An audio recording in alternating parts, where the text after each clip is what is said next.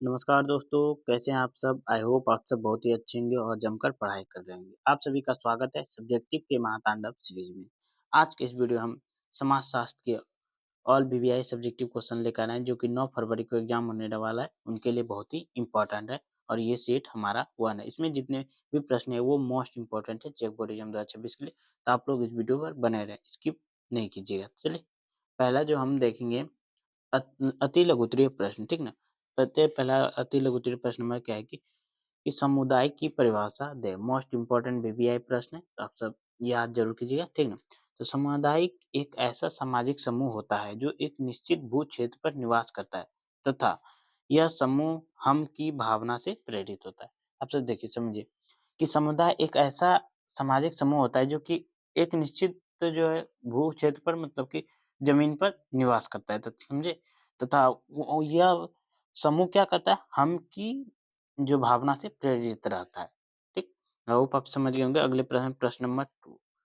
प्रश्न नंबर 2 हमारा क्या है कि जनसांख्यिकी की परिभाषा दीजिए, या फिर अथवा क्वेश्चन यह लिखा जा सकता है कि जनसांख्यिकी क्या है। ये दोनों क्वेश्चन में कुछ भी है तो मोस्ट इंपोर्टेंट बीबीआई, ठीक ना? ये भी याद जरूर कीजिए। तो चलिए, इसका उत्तर जो है आसान और सरल शब्दों में आपको बताते हैं। गुई लॉर्ड के अनुसार जनसांख्यिकी एक गणित विज्ञान है जो संख्या की सामान्य गतियों, भौतिक भौतिक जो और सामाजिक, बौद्धिक और नैतिक दशाओं का क्या अध्ययन कराती है। विस्तृत अर्थ में यह मानव समाज का प्राकृतिक एवं सामाजिक क्या इतिहास है। देखिए, ये बोल रहा है गुइलॉट के अनुसार जो जनसांख्यिकी क्या है, एक गणितीय विज्ञान है जो कि संख्या की समान गति के बारे में भौतिक, सामाजिक, बौद्धिक और नैतिक दशाओं का अध्ययन कराती है। और इसमें विस्तृत में जो है, यह विस्तृत में अर्थ है, यह इसका यह है कि मानव समाज का क्या प्राकृतिक एवं सामाजिक का क्या इतिहास को बताता है। तो होप आप सब समझ गए। अगले प्रश्न नंबर 3। प्रश्न नंबर 3 हमारे जनसंख्या नीति क्या है? ठीक है ना? जनसंख्या नीति क्या है? मोस्ट इम्पोर्टेंट क्वेश्चन है भी, ये भी बीबीआई, ठीक है? तो आप सब याद जरूर कीजिएगा, ठीक ना? लिख लीजिएगा, एकदम सरल और सिंपल लैंग्वेज में है। जनसंख्या नीति किसी देश की जनसंख्या को उस देश में उपलब्ध संसाधनों के साथ अनुकूलित करने की नीति है। जो जनसंख्या नीति जो है, किसी देश की जनसंख्या को उस देश में जो उपलब्ध संसाधन है उसके साथ क्या अनुकूलित करने की क्या है नीति है। आई होप आप समझ गए। ये थे मोस्ट इम्पोर्टेंट शॉर्ट क्वेश्चन, ठीक ना? Very short question. अब देखेंगे शॉर्ट आंसर टाइप क्वेश्चन, लघु लघु उत्तरीय प्रश्न। तो आपको लोग बने रहिए वीडियो पर, ठीक ना? मोस्ट इम्पोर्टेंट प्रश्न हमारा जाति व वर्ग में अंतर बताइए। मोस्ट इम्पोर्टेंट बीबीआई प्रश्न है, ठीक ना? याद नोट डाउन जरूर किया कॉपी में। तो चलिए, इसका उत्तर देखते हैं। जाति जन्म पर आधारित होती है, समझे? जाति जो होती है वो हमारी जन्म पर आधारित होती है। वहीं जब बात की जाए वर्ग की, तो वो शिक्षा, धन और व्यवसाय पर आधारित होती है। जाति एक बंद व्यवस्था है, जबकि वर्ग एक क्या है, खुली व्यवस्था है। जाति में विवाह और खान-पान पर क्या प्रतिबंध होते हैं, जबकि वर्ग में ऐसा प्रतिबंध नहीं होते। आई होप आप सब समझ गए होंगे। अगले प्रश्न नंबर 2। ये लघु उत्तरीय का हमारा प्रश्न नंबर 2 है कि भारत में उपनिवेशवाद की विशेषता बताइए, या फिर क्वेश्चन ये पूछा जा सकता है कि उपनिवेशवाद की प्रमुख विशेषता का वर्णन करें। ये भी क्वेश्चन जो है मोस्ट इम्पोर्टेंट बीबीआई है, ठीक ना? मोस्ट इम्पोर्टेंट है। तो चलिए, इसका उत्तर जो आसान और सरल भाषा में आपको समझाते हैं। उत्तर, उपनिवेशवाद की प्रमुख विशेषता। पहला, औपनिवेशिक शासन ने भारत को राजनीतिक व प्रशासनिक एकता की क्या स्थापना की। दूसरा हमारा, भारत के प्राकृतिक व मानवीय संसाधनों के का भरपूर लाभ उठाया उपनिवेशवाद देश, ठीक। तीसरा है हमारा, उपनिवेश के रूप में भारत का अत्यधिक क्या आर्थिक शोषण किया गया।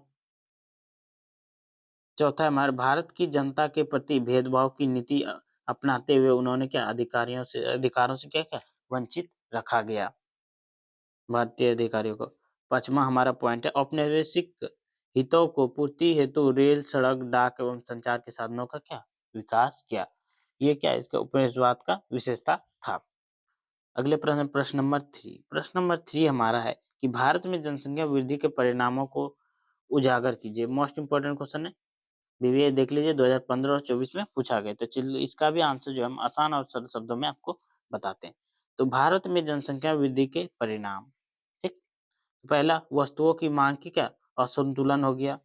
दूसरा है राष्ट्रीय एवं प्रति व्यक्ति आय में क्या हुआ, कमी हुआ। तीसरा बेरोजगारी में वृद्धि हुआ। चौथा सामाजिक विघटन और अपराध में वृद्धि। पांचवा प्रवास की समस्या बढ़ गई। और छठा क्या है हमारा, छठा है कि सामाजिकरण का अभाव। और सातवां हो गया बुनियादी जो सुव्यवस्था है उसका क्या, उसका भी अभाव हो गया। और आठवां हमारा लास्ट पॉइंट है पर्यावरण का प्रतिकूल अभाव। ये सभी क्या है, ये सभी जो है हमारा, ये सब जो है जनसंख्या वृद्धि का क्या है, परिणाम है। जनसंख्या वृद्धि का ये सभी परिणाम है। आप सब याद जरूर कीजिएगा। देखिए एक एक पॉइंट में है, आपको याद करने की उतना भी जरूरत नहीं पड़ेगा, आप तो एक बार लिखिएगा याद हो जाएगा। चौथा पॉइंट है हमारा, चौथा चौथा प्रश्न है हमारा, लिंग अनुपात पर संक्षिप्त टिप्पणी लिखिए। ठीक है, ये भी क्वेश्चन देखिए मोस्ट इंपोर्टेंट है, कितना बार पूछा गया है। तो चलिए उसका भी उत्तर जो है हम सब आसान एकदम सरल भाषा में देते हैं। लिंग अनुपात से तात्पर्य है किसी भौगोलिक क्षेत्र में प्रति हजार पुरुषों के मुकाबले स्त्रियों की संख्या से। ठीक, कि किसी भी क्षेत्र में प्रति हजार पुरुषों पर कितना महिलाएं हैं, ठीक ना, स्त्री है।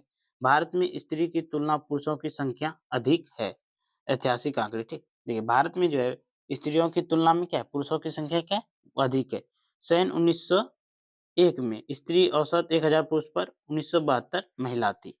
सन 1971 तक जो है स्त्रियों की संख्या के में निरंतर कमी आती गई। ठीक, यह 930 हो गई, घट के 900, जबकि 1991 में कितना था, 1901 में था 972, लेकिन वहीं बात करें जब 1971 आते-आते तो 930 हो गई।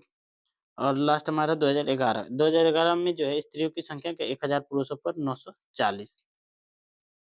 940 हो गई, याद रखिएगा। आई होप समझ गए। अगला प्रश्न है और ये लास्ट हमारा प्रश्न है। प्रश्न है हमारा कि माल्थेस के जनसंख्या सिद्धांत पर संक्षिप्त चर्चा कीजिए। ये भी क्वेश्चन 2024 में पूछा गया, मोस्ट इंपोर्टेंट है, पूछा जा सकता है, 2 ईयर प्रीवियस ईयर क्वेश्चन है। ठीक है, तो चलिए इसका भी उत्तर आसान और सरल शब्दों में आपको बताते हैं। तो माल्थेस के जनसंख्या सिद्धांत की प्रमुख मान्यता यह है, पहला पहला है मनुष्य में काम वासना स्थिर रहती है, इसलिए जनसंख्या क्या बढ़ती है। जीवन निर्वाह के लिए भोजन आवश्यक है।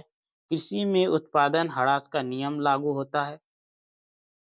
और अगला पॉइंट हमारा जनसंख्या ज्यामितीय अनुपात में तथा खाद्य उत्पादन गणितीय अनुपात में बढ़ता है। जीवन स्तर और जनसंख्या वृद्धि में क्या सीधा संबंध होता है। आई होप समझ गए होंगे।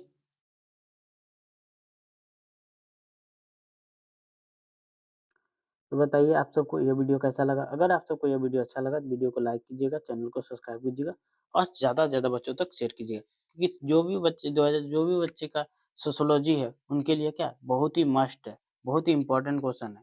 ठीक है, चलिए मिलते हैं अगले वीडियो में। जय हिंद, जय भारत।